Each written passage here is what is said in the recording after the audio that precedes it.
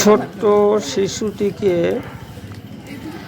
হরি ঠাকুর এবং শান্তি মাতার মূর্তির পাদদেশে রেখে দিলেন ঠাকুরের আশীর্বাদের জন্য।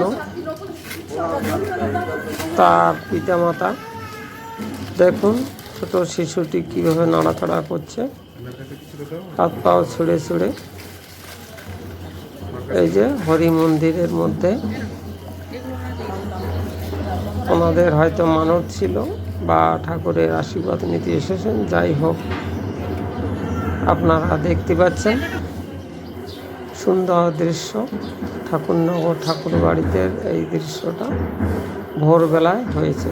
পাশেই নাট মন্দিরে, যে ঠাকুর মন্দিরের পাশে যারা এসেছেন তারা দেখেছেন।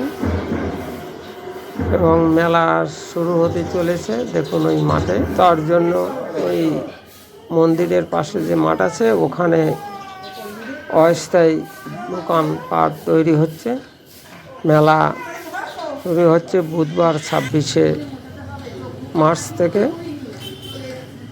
আর চলবে 7 দিন, বেশিও চলে। ওই বুধবার 10:30 নাগাদ স্নান শুরু হবে। পরের দিন 27 তারিখ মার্চের বৃহস্পতিবার ওই 8টা 54 পর্যন্ত।